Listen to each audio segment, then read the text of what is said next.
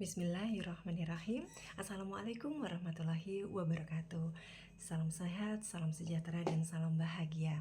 Izinkanlah kami berdua, saya Tati Imadatu Saadati MPSI Psikolog, dan rekan kami Dewi Lailawati SPSI, kami dari UIN Syekh Wasil Kediri yang akan mempresentasikan paper kami dengan judul Implementation of Mental Health and Psychosocial Support in Supporting the Recovery of Child Sexual Abuse Survivor in Kediri.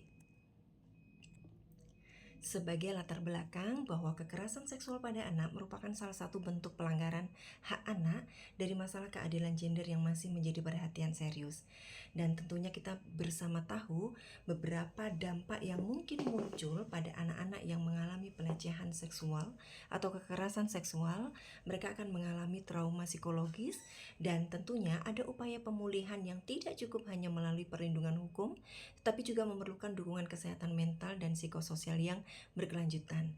Dalam kegiatan ini kami mengukur trauma yang dialami oleh anak, kemudian juga kami sekaligus juga melakukan Mental Health and Psychosocial Support atau disingkat MHPSS yang merupakan pendekatan komprehensif yang mengintegrasikan layanan kesehatan mental, dukungan keluarga, penguatan resiliensi, serta keterlibatan masyarakat dalam proses pemulihan. Dan dari situasi ini, dari implementasi MHPSS ini, kami mengharapkan ada pemulihan psikososial pada anak dan ini akan mempengaruhi tumbuh kembang anak di kehidupan selanjutnya. Dan tentunya kami ingin mengetahui bagaimana kondisi kesehatan mental dan psikososial anak dan kemudian juga apa hubungannya dengan gejala PTSD, kenyamanan psikologis, serta fungsi adaptif selama proses pemulihan. Lalu bagaimana implementasi MHPSS dalam proses pemulihan korban dari kekerasan seksual. Tujuan penelitian ini secara khusus mengidentifikasi kesehatan mental melalui CATS, kemudian juga mengidentifikasi tingkat kenyamanan dengan teknik scaling, dan kemudian menganalisa hubungan antara gejala PTSD, kenyamanan psikologis, dan fungsi adaptif, dan selanjutnya mendeskripsikan bentuk implementasi MHPSS yang diberikan dalam proses pendampingan psikososial. Harapan kami melalui pengukuran di awal, kita bisa memotret bagaimana kondisi dari anak-anak tersebut, kemudian juga mengetahui fungsi adaptifnya sehingga kita bisa membantu dengan beberapa hal sebagai bentuk dari pendampingan sosial yang dapat kami berikan.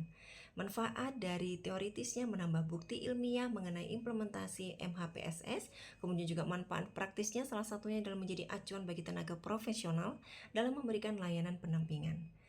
Dan di metode penelitian yang kami lakukan, sekaligus dalam program pengabdian masyarakat juga, desain penelitian yang kami gunakan menggunakan pendekatan deskriptif eksploratif, kemudian subjek terdiri dari 9 anak korban kekerasan seksual, dan kemudian instrumen yang kami gunakan menggunakan CATS dan juga teknik scaling, observasi dan wawancara, serta analisis data secara kuantitatif statistik deskriptif dan secara kualitatif analisis tematik melalui proses reduksi data, pengkodean, kategorisasi, dan interpretasi.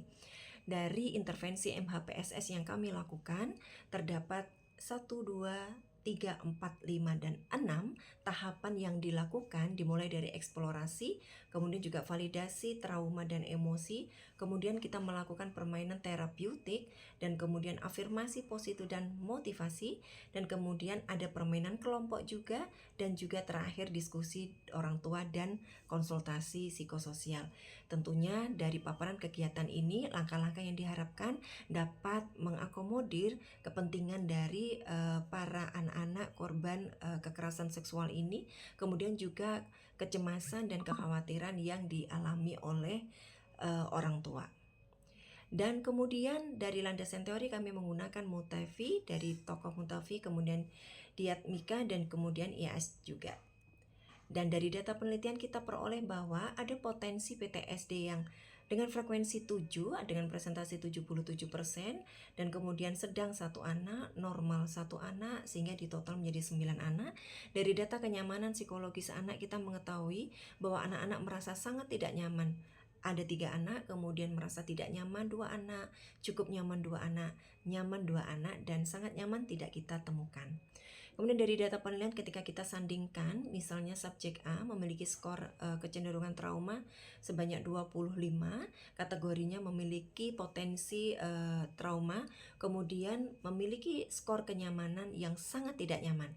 Ada juga beberapa paparan dari skor CATS dari subjek B sampai subjek I, di mana kita melihat ada beberapa yang mengalami potensi PTSD, misalnya di subjek G, namun dia masih memiliki fungsi adaptif yang baik dan kenyamanan psikologis yang cukup baik meskipun telah terpapar dan telah menjadi korban kekerasan seksual. Secara umum kesimpulan yang kami ambil adalah sebesar 77,8% partisipan menunjukkan gejala yang mengarah pada PTSD, kemudian juga 55,5% partisipan masih memiliki kenyamanan psikologis yang rendah. Tingginya skor PTSD tidak selalu diikuti oleh rendahnya kenyamanan psikologis, dan beberapa anak tetap mampu menunjukkan fungsi adaptif seperti berinteraksi dengan teman sebaya, mengikuti kegiatan MHPSS secara aktif, dan juga mengekspresikan emosi dengan baik selama intervensi. Berikut daftar pustaka yang kami tuliskan dan kami menjadi acuan dalam presentasi kami, dan kemudian terima kasih. Mari kita bersama-sama saling melindungi anak-anak, saling melindungi putra dan putri kita, dan mari kita berikan terbaik, kita terus mendoakan. Terima kasih, selamat malam. Wassalamualaikum warahmatullahi wabarakatuh.